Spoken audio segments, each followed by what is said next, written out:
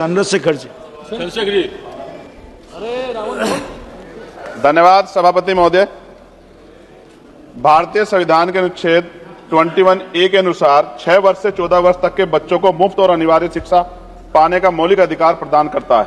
इसी अधिकार को लागू करने के लिए केंद्र सरकार द्वारा राइट टू एजुकेशन एक्ट 2009 बनाया गया, जिसमें साफ कहा गया कि 1 किलोमीटर के दायरे में स्कूल की व्यवस्था की जानी चाहिए ताकि बच्चों को शिक्षा पाने के अधिकार का व्यवहारिक लाभ मिल सके।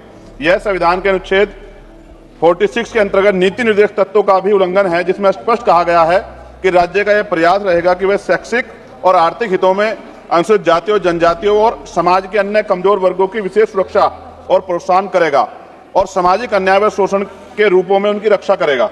साथ ही शिक्षा संविधान की समवर्ती सूची का विषय है, यानी केंद्र और राज्य दोनों में इस पर कानून बना सकते हैं, लेकिन संविधान के अनुच्छेद 254 के अनुसार यदि राज्य की कोई नीति या कानून केंद्र के कानून से टकराता है तो केंद्र के कानून को सर्वोपरि माना जाएगा। अतः राज्यों को के लिए आरटीई एक्ट 2009 के प्रावधानों का पालन करना अनिवार्य है। आप अपना विषय बताइए, मांग सर विषय बता रहा हूँ।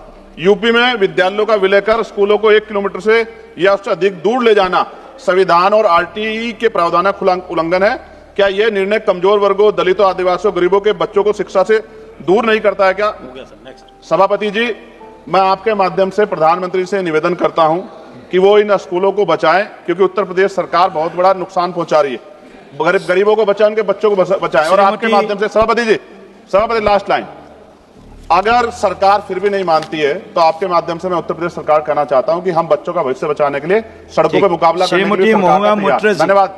21A के अनुसार 6 वर्ष से 14 वर्ष तक के बच्चों को मुफ्त और अनिवार्य शिक्षा पाने का मौलिक अधिकार प्रदान करता है। इसी अधिकार को लागू करने के लिए केंद्र सरकार द्वारा राइट टू एजुकेशन एक्ट 2009 बनाया गया, जिसमें साफ कहा गया कि 1 किलोमीटर के दायरे में स्कूल की व्यवस्था की जानी चाहिए ताकि बच्चों को शिक्षा पाने के अधिकार का व्यवहारिक लाभ मिल सके। यह संविधान के अनुच्छेद 46 के अंतर्गत नीति निर्देश तत्वों का भी उल्लंघन है, जिसमें स्पष्ट कहा गया है कि राज्य का यह प्रयास रहेगा कि वह शैक्षिक और आर्थिक हितों में अनुसूचित जातियों, जनजातियों और समाज के अन्य कमजोर वर्गों की विशेष सुरक्षा और प्रोत्साहन करेगा और सामाजिक अन्याय व शोषण के रूपों में उनकी रक्षा करेगा। साथ ही शिक्षा संविधान की समवर्ती सूची का विषय है, यानी केंद्र और राज्य दोनों में इस पर कानून बना सकते हैं, लेकिन संविधान के अनुच्छेद 254 के अनुसार यदि राज्य की कोई नीति या कानून केंद्र के कानून से टकराता है तो केंद्र के कानून को सर्वोपरि माना जाएगा। अतः राज्यों के लिए आरटीई एक्ट 2009 के प्रावधानों का पालन करना अनिवार्य है। आप अपना विषय बताइए, मांग सर विषय बता रहा हूँ।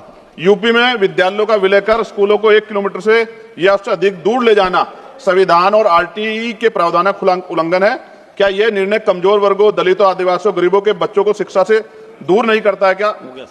सभापति जी, मैं आपके माध्यम से प्रधानमंत्री से निवेदन करता हूं कि वो इन स्कूलों को बचाएं, क्योंकि उत्तर प्रदेश सरकार बहुत बड़ा नुकसान पहुंचा रही है। गरीबों को बचाएं, उनके बच्चों को बचाएं। और आपके माध्यम से सभापति जी, सभापति लास्ट लाइन, अगर सरकार फिर भी नहीं मानती है तो आपके माध्यम से मैं उत्तर प्रदेश सरकार कहना चाहता हूं कि हम बच्चों का भविष्य बचाने के लिए सड़कों पर मुकाबला करने के लिए धन्यवाद।